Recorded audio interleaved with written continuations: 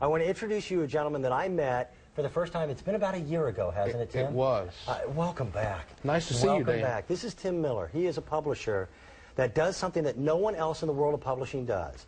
If you remember Tim, when he brought, it was an actual copy of the Warren Report signed by Gerald Ford. Gerald Ford before his passing. Gerald Ford was a member of the Warren Commission.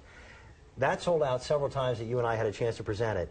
2 days ago was one of the most significantly important days in American and world history, and for a lot of us, we just kind of let it blow by. Sunday was the 40th anniversary of us putting men on the surface of the moon. This is now the 40th anniversary this year. Buzz Aldrin, Neil Armstrong. There is a book that Buzz Aldrin wrote called Men from Earth that we are making available for the very first time. It has never been presented on national TV. I also have a second book here, and I want to point out that they are individually priced. Buzz Aldrin is the only astronaut. There's been several astronauts who have written books. Jim Lovell has been on the air with us before in the past with his book that became the movie Apollo 13. But Buzz also wrote a book called Encounter with Tiber, which was considered to be one of the true leading science fiction books ever for somebody who really knew space. You're exactly right. Arthur Clarke wrote the foreword for this book. Yeah. And Buzz was the first astronaut to write a piece of fiction. So this is the first fiction book written by a NASA astronaut. And Men from Earth is Buzz Aldrin's memoir. And each one comes with a certificate of authenticity. He signed each one of these books for us. Hand signed. These are extremely limited editions. These books, here's a photograph of Buzz during the signing. Each one comes with a photograph of Buzz signing books for Flat Sign Press. And this is part of a matching set of American heroes. The Gerald Ford book, which was a sellout. Right. If you bought that book, you need these because it matches exactly these two books. So, and they look great on your library shelf like you have them on your library shelf. Tim has become a dear friend. And we both share a passion for books, and in this case for the space program. So I've had these books in my collection that, and by the way, I had to pay a little more than what you folks are paying to be able to get it, but I have both of them in my collection in my study. This book, Men from Earth, is the story of Apollo 11 told from an eyewitness. This is the only book of its kind. Neil Armstrong has been asked for years to write a book, has not done so. It's amazing. I mean, and there's things in this book that I didn't know, and I'm a huge space fan. And you know, you and I were talking briefly. Neil Armstrong and I've been emailing back and forth for the last 2 or 3 years. I've gotten to know him, and people all believe and say that Neil Armstrong was the first man on the moon. The truth is, Buzz Aldrin and Neil Armstrong both landed on the moon at the same time. At the same time.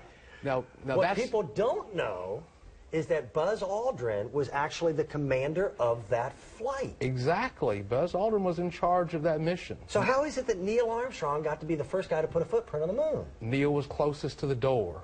Seriously? It was really that simple. But Buzz Aldrin landed on the moon at the same time as Neil Armstrong. And they're both good people. And I know that Mr. Aldrin is probably watching this morning. I'd be just. And I don't want him. The door. He'll probably not email me anymore. I don't want to make Neil mad at me. But you know, Buzz was gracious enough to do this book so we could share it with the people. These are all first editions. These are both first edition. That's exactly what I was going to point out. I read your mind now. Being first editions, this is the first time that they've been done in collector leather books. Now they are individually priced.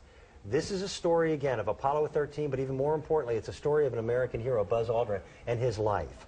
The Encounter with Tiber is Buzz Aldrin's first fiction novel, which is an exceptional read. I will admit I have not yet finished it. And it's really important. But so far, I've really been impressed. Men from Earth being a piece of fiction is very rare for an astronaut to do. And this is a memoir, and astronauts, most of them have written a memoir. You mentioned Neil Armstrong has not. He actually collaborated with an author who did a memoir.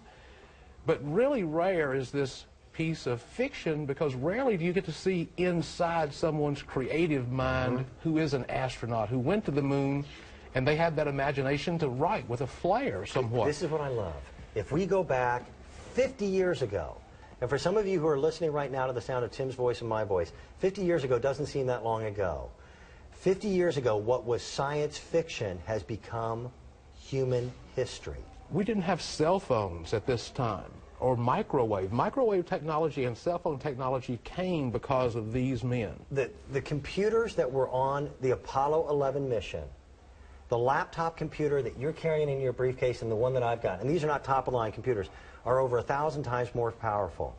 This story is exceptional. Signed by Buzz Aldrin, 40 years ago, this man walked on the moon. Now, I want to turn this page. Look at this. There's only 1,500 of these that will ever be printed in this special edition. I want to turn to a page because as a book collector, this is what I have been taught. Something that is in very faint print that is the most important thing other than Mr. Aldrin's autograph. It's 2 words: first printing. That means that you have something that not only means something historical for today, how many people are young enough where they don't remember this moment?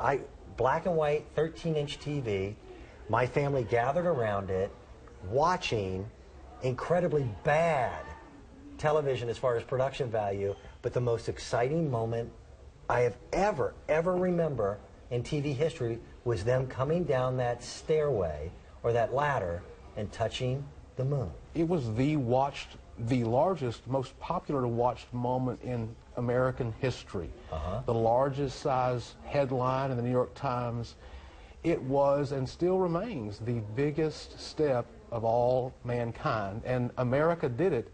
John F. Kennedy. And there's a connection between this book and the Warren Commission book. It was John F. Kennedy who said that by the end of this decade, and we did it in 1969. We choose to go not because it is easy, but because it is hard. Exactly. And by the end of this decade, we shall set foot on the moon. And they almost missed it, but they actually made and set that goal. What an achievement for all of America. Tim, I've seen countless specials on television. I've read everything that I could find voraciously. You know, we haven't mentioned, but I've never been able to see the words spoken from a gentleman who has been there. And there is also a 24-karat gold leaf. That's an insignia of the moon surface. We didn't mention that. It's a real moon emblem. It's embossed, cool. And it's real gold, just like the edges. They're beautiful books. Gilt edges. This gentleman in his publishing creates works of art that become American history. Books that mean a lot. 40 years ago, this week, Buzz Aldrin landing on the moon, and also his first work of fiction. Thank you so much for giving us a chance to sell them. My pleasure, Dan. To our audience here at QVC. Thank you for having these in your own library. I love it. I appreciate that. Thank you. Thank you, Dan.